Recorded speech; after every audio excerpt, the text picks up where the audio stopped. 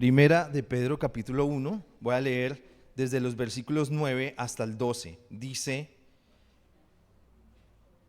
eso significa que están recibiendo la salvación que es el resultado de su fe.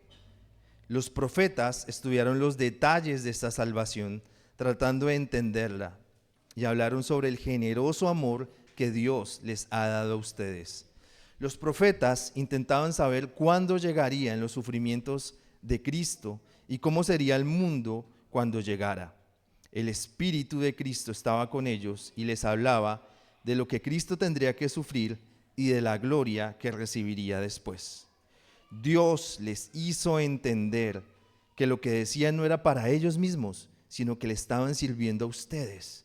Lo que los profetas decían es la misma buena noticia de salvación que fue anunciada por quienes llevaron el mensaje a ustedes. Ellos también hablaron por medio del Espíritu Santo, enviado del cielo.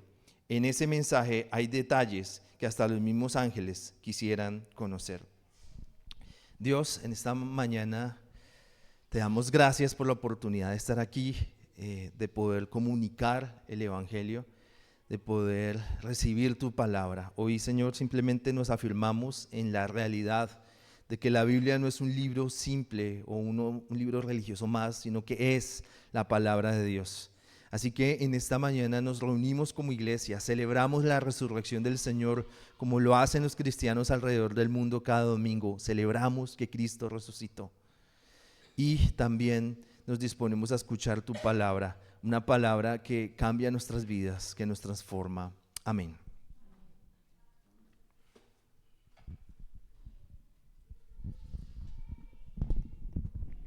Muy bien. El mensaje de hoy se llama salvación. Salvación, ¿qué es la salvación? Nos preguntamos muchas veces ¿cómo es toda esa historia? Y la historia de la salvación es la historia del Evangelio. ¿Qué es el Evangelio? El Evangelio son las buenas noticias. ¿Y cuáles son las buenas noticias? Empecemos por lo que no son buenas noticias. Ninguno de nosotros es lo suficientemente bueno como para ganarse el cielo. ¿Sí? Es que no, yo hice suficientes lecturas de la Biblia. Cuando Daniel dijo que leyéramos la Biblia en un año, yo la leí en 6 meses. Por eso me merezco el cielo. No, yo he dado tanto a los pobres, o yo he dado tanto a la iglesia, o yo soy un misionero que ha estado en el África por años, entregué toda mi vida, por eso me merezco el cielo.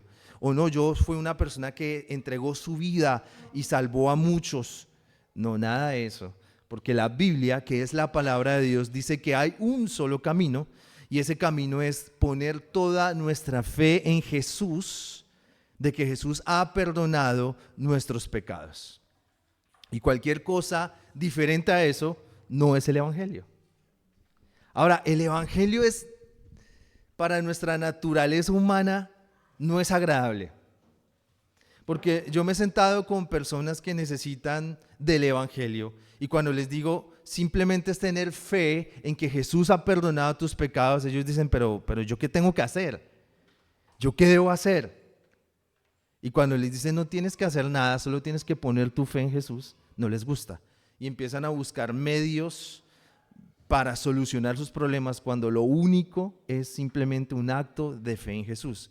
Hay un ejemplo que escuché anoche estaba viajando y yo viajo con audífonos y escuché un ejemplo excelente de qué es el Evangelio. Supongamos que alguien le debe a un banco 30 millones de pesos, ¿cierto? Una minucia. Entonces le debe 30 millones de pesos. El Evangelio es que usted y yo tenemos pecados y son esos 30 millones de pesos. El Evangelio es que la deuda se le perdona. A todos nos ha llamado el banco para recordarnos, ni siquiera porque les debamos, ¿sí? Sino nos han llamado amablemente de que dentro de 15 días tiene una cuota, gracias por sus pagos, pero tiene que seguirlos haciendo. ¿O a quién no le llegó ese mensaje de la DIAN el 24 de diciembre? ¿Sí o no? Cuando usted vio su correo el 24 y uno, ¡ay, qué fue esto! Gracias por aportar uno, bueno, sí, mensajes innecesarios. Entonces, le llegó a usted un mensaje que le dice, ¿sabe qué? Un mensaje es una buena noticia, el evangelio es una buena noticia. Y el mensaje le dice, ¿sabe qué? Ya no nos debe los 30 millones, olvídese de eso. ¿Pero por qué? Yo me lo merezco. Pues que seguramente los otros créditos los pagué muy bien. No, nada. Ahora, le tenemos una segunda noticia. Ya no solamente no nos debe los 30 millones, sino lo hacemos accionario del banco. Ahora usted es coheredero del banco. Es una locura, ¿cierto? Humanamente eso no tiene sentido, pero ese es el evangelio. No podemos ser salvos, nuestra eternidad no puede estar segura por nuestras buenas obras. Si de pronto usted dice, si el Señor me salvó, porque es que el Señor lo salvó a usted. Y a mí, perdón. Si el Señor nos salvó no es porque, claro, pues que yo he sido muy buen hijo. Obviamente, pues por eso es. O no, es que yo he sido una madre excepcional. Pues, ¿qué madre no excepcional? Todas las madres que están aquí son maravillosas. Pero no por eso te salvó el Señor. El Señor nos ha salvado porque Él lo quiso. ¿Sí? Y va a haber un momento este año para revisar diferentes citas bíblicas.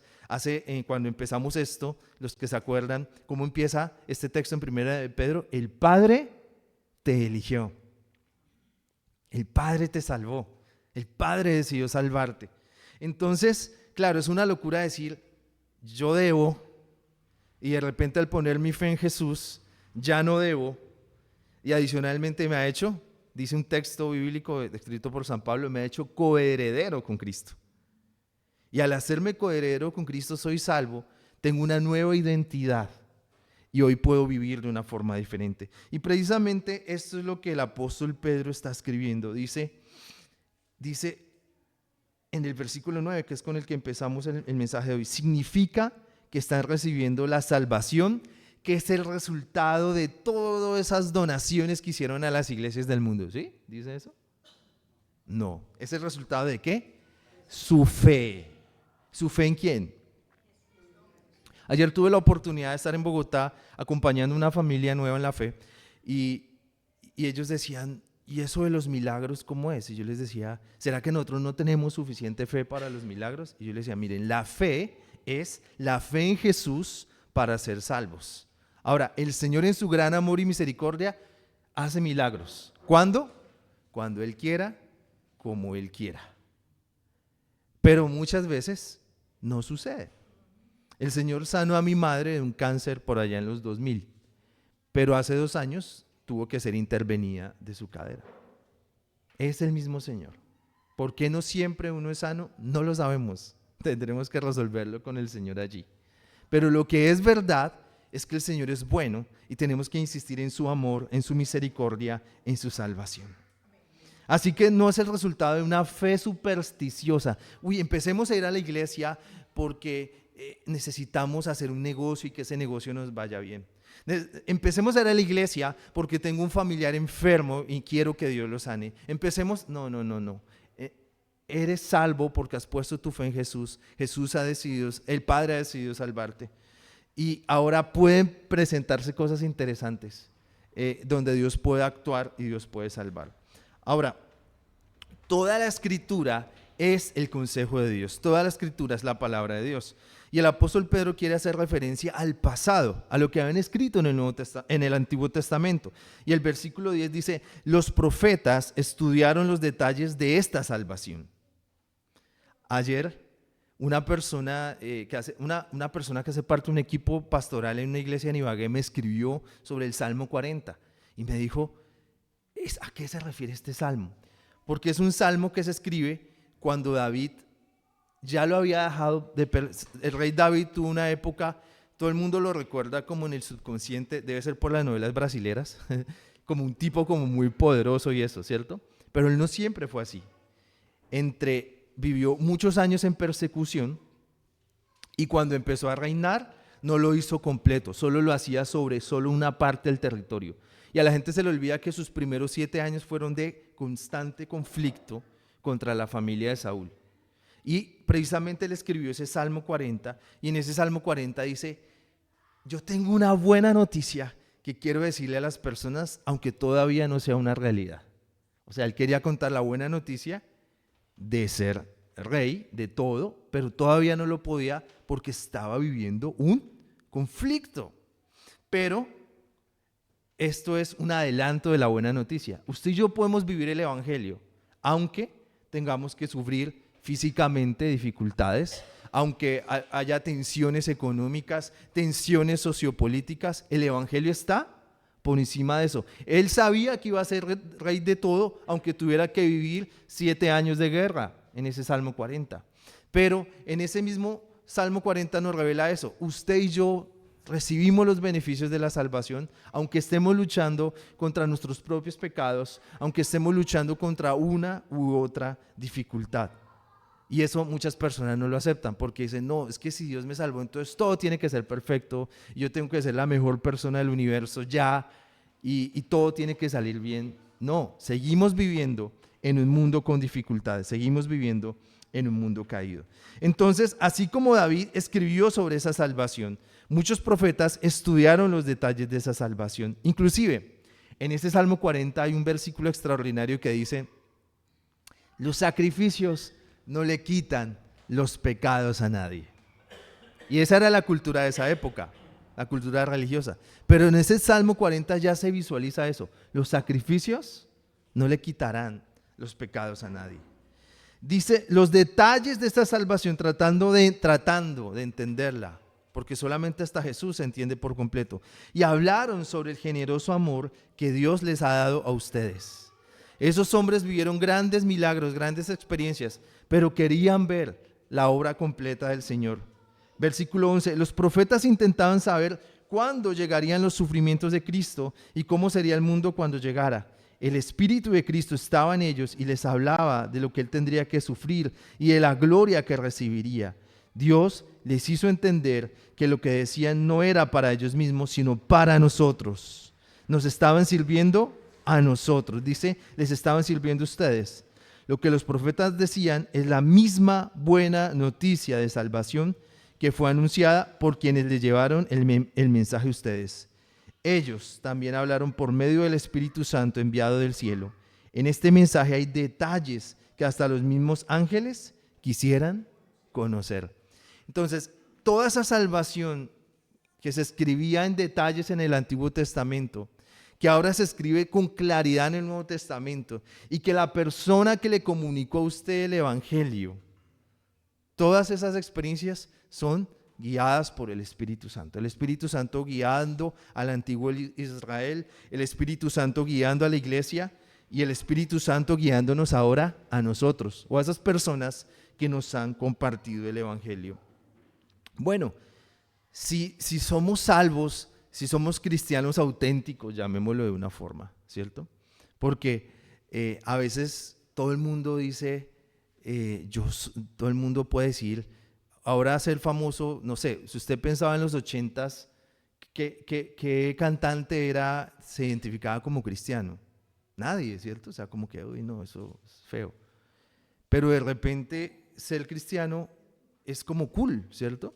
Y yo iba a una iglesia en Bogotá que de repente veía a un actor o a la esposa de un alcalde o al mismo alcalde, ¿cierto?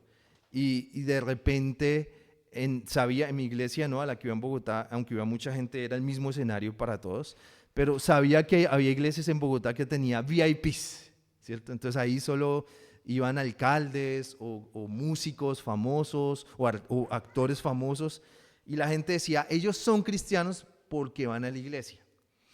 Y el pastor tenía una idea, en la iglesia de Bogotá a la que yo asistía, el pastor le decía, no dejen que ellos como que digan, sí, yo soy cristiano y todo eso. Déjenlos que pase el tiempo, déjenlos enfrentar luchas, déjenlos madurar. Y ahí sí veamos si realmente son cristianos. Entonces, bíblicamente quiero compartir en esta mañana varias pruebas de que hay un cristianismo auténtico en nosotros. Y la primera de ellas es amar a Dios. ¿Listo? ¿Cuál es? Amar a Dios. Y vamos a ir al Salmo, capítulo 73, versículo 25.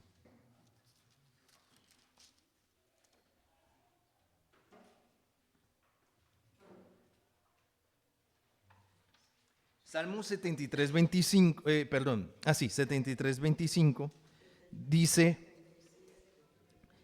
73, 25, ¿a quién tengo yo en el cielo? Sino a ti. Si estoy contigo, no quiero nada más en la tierra.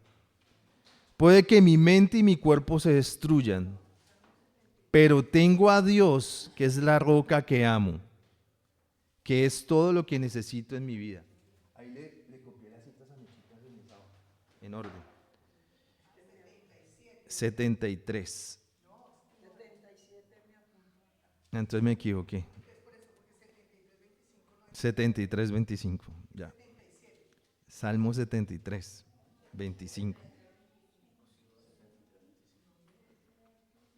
Salmo 73, 7, 3. ¿Sí, Pi? Bueno, listo. Bien, bien. Listo, entonces, ¿qué dice? ¿A quién tengo yo en el cielo sino a ti? Si estoy contigo, no quiero nada más en la tierra.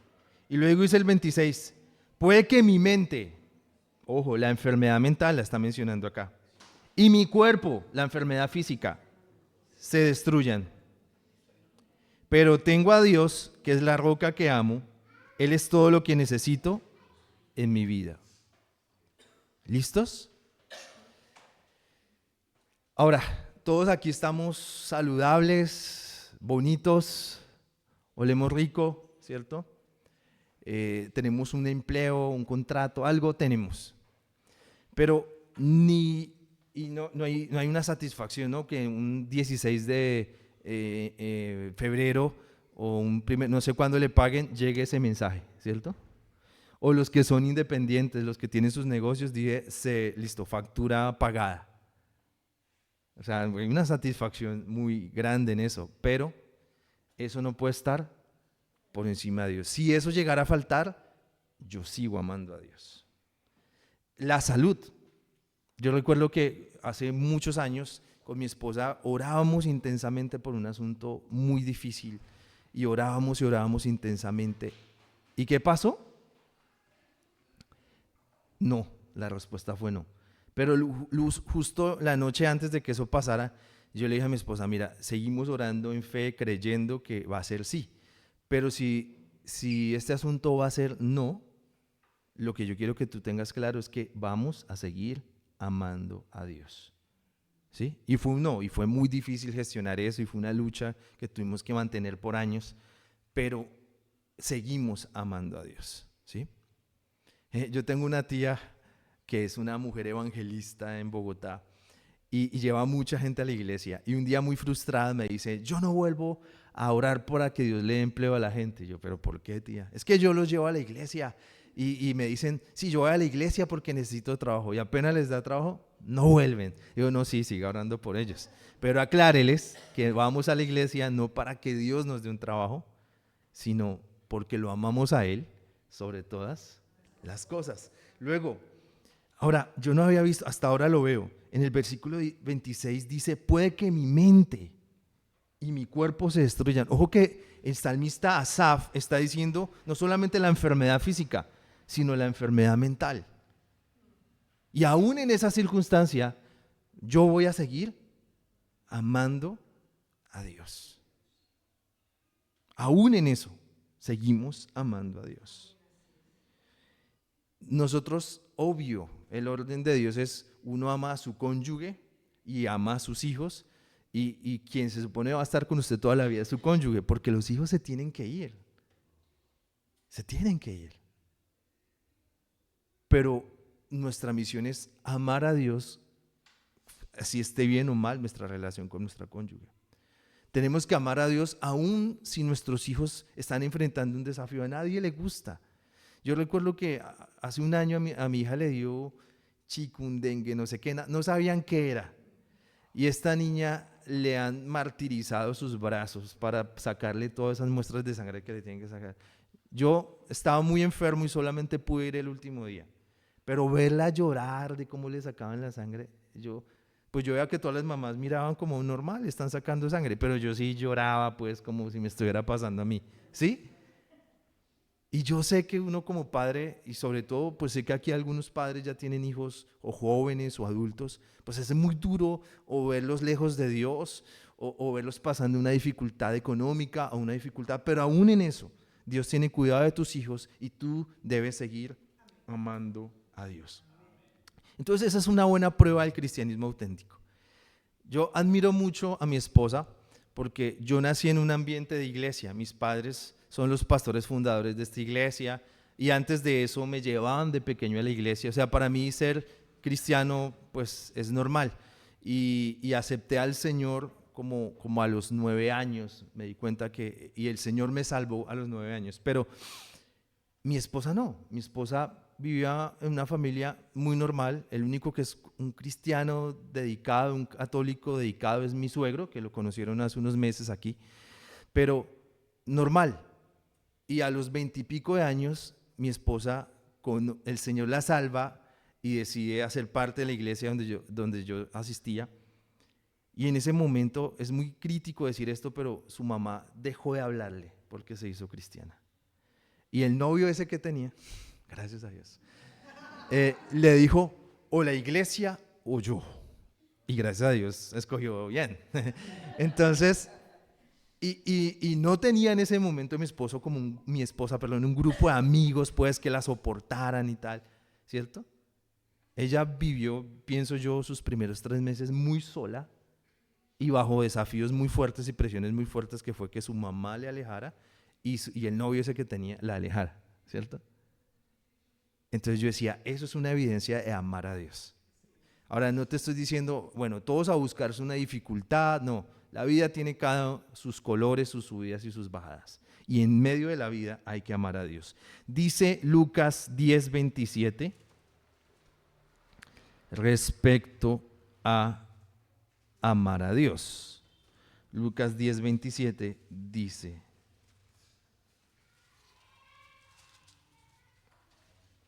Él contestó, Jesús, ama al Señor tu Dios con todo tu corazón, con toda tu alma, con todas tus fuerzas y con toda tu mente. Y ama a tus semejantes como te amas a ti mismo. Página 1153 para los que estamos en PDT dice: ama al Señor tu Dios con todo tu corazón, con toda tu alma, con todas tus fuerzas, con toda tu mente. Entonces, cuando amamos, tenemos prioridades. Digamos que el asunto más importante de una empresa se llama estrategia, ¿cierto? Hacia dónde vamos, qué estamos construyendo, cómo construimos valor. ¿Y dónde sabemos si esa estrategia es verdadera o no? ¿Dónde está el presupuesto de esa empresa? ¿Y dónde está el cronograma de esa empresa? Entonces, si la empresa dice, no, nosotros estamos interesados en, no sé, en servicio al cliente, por decir una cosa, pero el presupuesto de servicio al cliente es minúsculo y el pobre tipo de servicio al cliente todavía le reducen el tiempo, significa que esa estrategia es mentira. Entonces, de esa misma forma, si usted dice que ama a Dios, su corazón, ¿dónde está? Su mente, aquí pues no podemos hablar de presupuesto y cronograma como una empresa, pero Jesús nos dice, ¿dónde está tu corazón? El corazón básicamente es en lo público y en lo privado, ¿sí? Cuando nadie te ve, ¿dónde está tu amor por Dios? ¿Dónde está tu alma, esas emociones, esa voluntad tuya? ¿Dónde están tus fuerzas, tu enfoque, la forma en que tomas decisiones? Uy, sí, esto me va a acercar a Dios. O tomo esta decisión y bueno, es un solo negocio, necesito esa platica, pero me va a alejar de Dios. Y tu mente, que eso no está en el escrito del Antiguo Testamento, sino Jesús lo amplía y dice tu mente. Nuestra mente hace parte de la oración a Dios. El leer la Biblia con entendimiento, el estudiar la Escritura, el meditar en el Señor. Pero además eso no es solamente vertical, sino tiene un efecto horizontal. ¿Y cuál es el efecto horizontal? Ama a tu semejante como te amas a ti mismo. Y eso es fuerte, pero es lo que necesitamos. Ahora, la segunda prueba de un cristianismo auténtico es el arrepentimiento de pecados. Nos vamos a devolver a Proverbios, capítulo 28, versículo 13.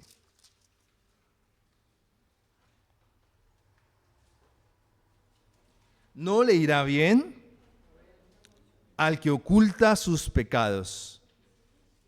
28:13. Proverbios 28:13. No le irá bien al que oculta sus pecados, pero el que los confiese y se aparta será perdonado. ¿Listo? Página 726, los que tienen esta Biblia verde, la PDT. No le irá bien al que oculta sus pecados, pero el que los confiese y se aparta será perdonado. Bueno, en mi adolescencia yo tuve la oportunidad de hacer parte de un grupo de música grande, y las reuniones de domingo eran ¿cómo llamarlo? Eran muy explosivas, ¿sí? O sea, teníamos un set list de canciones muy, muy pegajosas, muy chéveres, y había un auditorio lleno de personas saltando y brincando. Era algo muy emocionante y de verdad que vivir una adolescencia así fue muy chévere. Pero hay que confesar algunos crímenes. Y esos crímenes es que la mayoría de la gente de los grupos de alabanza, cuando empieza a hablar el pastor, se van a comer empanada. Nosotros no hacíamos ese crimen. John Jairo sí, yo sé que él sí cometía ese pecado, pero yo no. Nosotros nos quedábamos ahí en primera fila. Pero así como los soldados apostaron partes del manto de Jesús, nosotros también teníamos apuestas internas. Nosotros decíamos, que hoy esa señora pasa y se pone a llorar y dice, es que Dios cambió mi vida, y esa señora no va a volver nunca. Así. Estamos hablando de jóvenes, adolescentes presumidos, no estamos hablando de sabiduría, ¿sí? Chicos de 15, 16 años que se creen que lo saben todo. Y gané muchas apuestas. Porque yo decía, vea, el que salga al frente echando mocos y que yo testifico que mi vida cambió, no va a volver. Y no fallamos, y gané muchas monedas con eso, con mis otros soldados romanos, repartiendo ropas de la gente que murió. En cambio, yo le decía, ese que está ahí, calladito, calladito, calladito, de pronto en un año va a estar tocando con nosotros. Y pasó muchas veces. La verdadera, claro, es muy bonito y no estoy dudando de cuando hay iglesias. Ayer viajé varias horas por carretera manejando y no tenía CDs, entonces, bueno, perdón, CDs, imagínense lo viejo que soy. No tenía música, no tenía Spotify, entonces me tocó coger cuánta emisora saliera. Me salió Machine Stereo, es la emisora de Cajamarca. Y salió un señor testificando que su vida era terrible y fue bonito, o sea, me animó a decir, oiga, qué mal era la vida de ese señor, qué bueno como Cristo lo cambió. Y claro que nos gusta escuchar esas historias. Lo que tenemos que tener cuidado es que esas emociones que se manejan en esas historias no sean solo emociones, sino que haya ¿qué? Arrepentimiento. Y que ese arrepentimiento no ocultar nuestros pecados, sino confesarlos y apartarnos de esos pecados. Entonces, ojo con esto.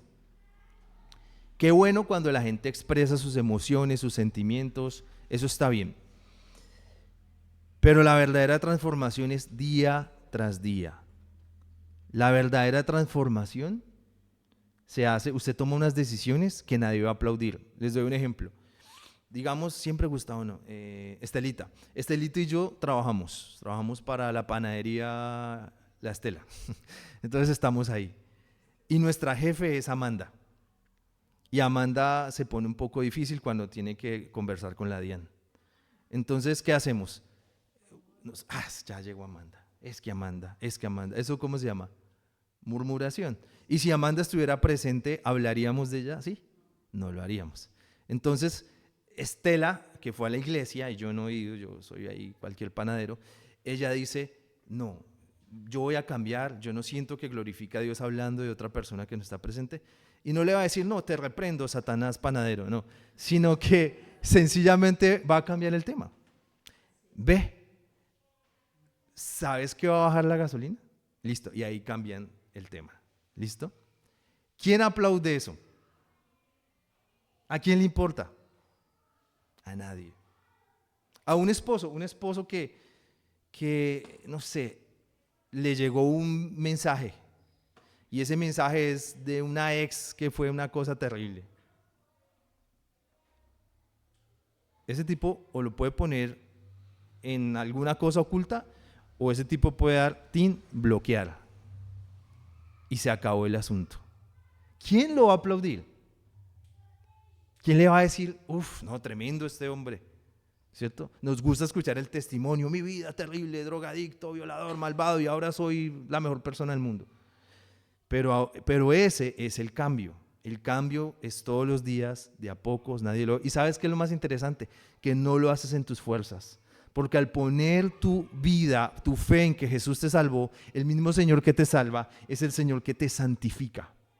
Y por eso es necesario confesar los pecados. Ahora, todos los días cuando vamos a orar, ¿tenemos por qué agradecer? Seguro que sí, pero no lo hacemos. ¿Todos los días tenemos algo que pedir? Probablemente no. Pero todos los días sí tenemos algo que confesar al Señor. Todos los días tenemos que confesar algo al Señor. Y si no lo cree, ya saben que yo tengo una máquina acá, usted se pone esa máquina y aquí nos proyecta sus pensamientos de la semana. Entonces sí hay algo que confesar, ¿cierto? Entonces mejor guardemos la máquina. Listo. Pero no solamente es confesar. ¿Qué dice la Escritura? Apartarse de los pecados. Dice Primera de Juan 1, eso es al otro lado de la Biblia. Los que tienen la Biblia verde PDT van a ir a la página 1300. Primera de Juan 1, versículo 8, 1381.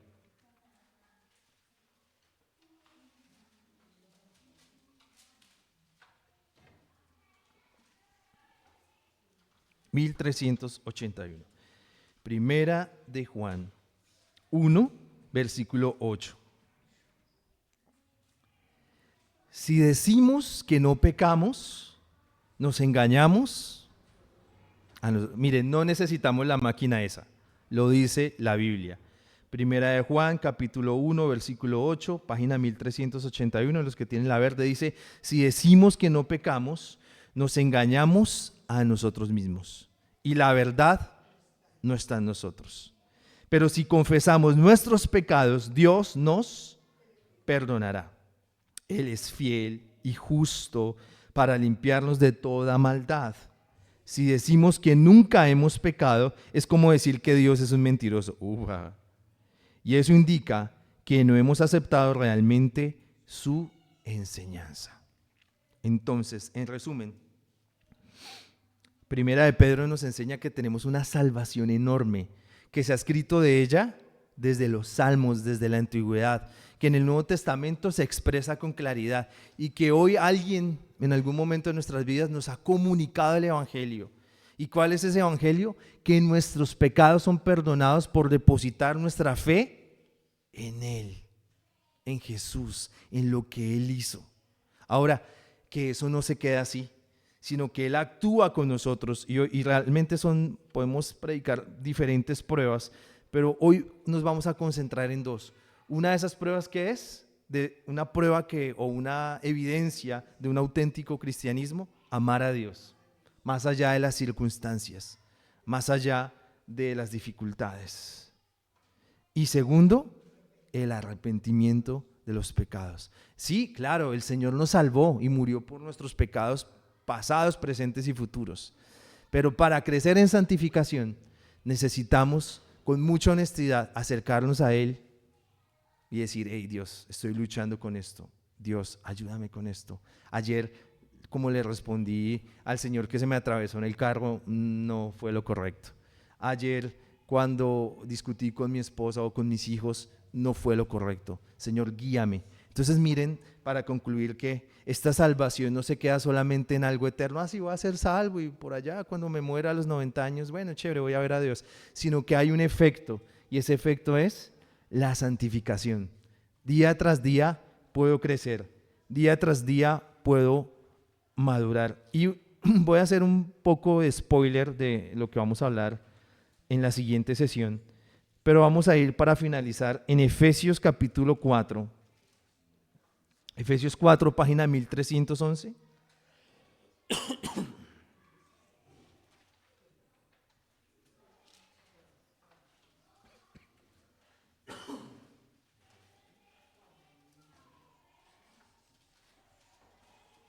Efesios capítulo 4, versículo 14. Versículo 14 dice: así no nos portaremos como niños, ni seremos arrastrados por un barco a la deriva, arrastrados por cualquier nueva enseñanza de quienes buscan engañarnos con sus trampas. Siguiente versículo: por el contrario, maduraremos y seremos como en todo sentido, enseñando la verdad en amor. Cristo es la cabeza y todo el cuerpo depende de Él. Cuando habla de cuerpos, la iglesia. ¿Y quién es la iglesia? Todos nosotros. Entonces, ¿cuál es ese propósito? Madurar. No es que, encontramos, a veces cuando se ve unos centros de espiritualidad pues separados del cristianismo, hoy vamos a hacer un taller de meditación tailandesa. Todos estamos tan bien. Y a la otra semana, hoy estamos tan mal. Bueno, les encontré uno nuevo, Los Ángeles del Sur, ¿sí? No sé, se me ocurren nombres. Y cada semana pasa algo. E inclusive a personas cristianas les puede pasar. Hoy es la comunidad tal, mañana el encuentro yo no sé qué. Tercero, es que llegó a Cali una iglesia que viene desde Australia, metámonos allá. Y estamos, dice la Biblia, no seamos como niños que van corriendo, inclusive corriendo a personas que buscan engañar y quitar su dinero. Por el contrario, ¿cuál es la voluntad de Dios en el proceso de santificación? Madurar y ser como Cristo en todo sentido. Amén. Bueno, gracias por estar tan atentos esta mañana a la palabra de Dios. Hoy hablamos sobre salvación y santificación. Vamos a orar para ser despedidos. Señor, gracias te damos por la oportunidad de comunicar tu palabra. Gracias te damos porque es un honor compartir la palabra de Dios. Y oramos para que tú sigas salvando personas en medio de nuestra iglesia. Por favor, que cada día haya personas que digan, es verdad, no hay otra esperanza sino Cristo. No es la iglesia de fulano, mengano, es lo que Dios diga y decido entregar mi vida a Jesús, despierto mi corazón y soy salvo. Hoy oro para que tú obres en nuestras vidas y nos cambies y nos transformes. Hoy te entregamos nuestros pensamientos porque esta salvación tan grande tiene dos evidencias. La primera de ellas es amar a Dios. No permitas que nuestra espiritualidad sea tan supersticiosa. Es que si hago esto, recibo lo otro. No permitas que nuestra espiritualidad pretenda darle algo a cambio a Dios, sino que de verdad nuestras vidas estén enfocadas en Dios, nuestras vidas estén enfocadas en su amor y en su misericordia. Señor, y oro también por esa segunda evidencia y es el arrepentimiento de pecados. Ayúdanos a entender, Señor, por favor, danos la conciencia de que vivimos en un mundo caído, de que tenemos que cuidar nuestros corazones porque nuestros corazones se desvían con facilidad, nuestra mente, nuestros pensamientos. Pero vivir bajo la certeza que el mismo Señor que nos salva es el mismo Señor que nos santifica, que ya no estamos solos, que el Espíritu Santo está con nosotros para tomar las mejores decisiones día tras día, para no abrirle ninguna puerta al pecado, para ser fieles en nuestros matrimonios, para ser leales con nuestros hijos, para ser personas correctas en nuestros trabajos, para ser ciudadanos del cielo aquí en la tierra. Pero nada de eso lo podemos hacer con buenas intenciones, sino solamente por el poder del Espíritu Santo. Hoy recibimos de tu poder para salvación. Hoy recibimos de tu poder, Espíritu Santo, para santificación. Creemos esto en el nombre de Jesús. Amén. Iglesia, que el Señor te bendiga y te proteja. Que el Señor sea bueno contigo y te tenga compasión. Que el Señor te mire con amor y te haga vivir en paz. Bendiciones, feliz semana.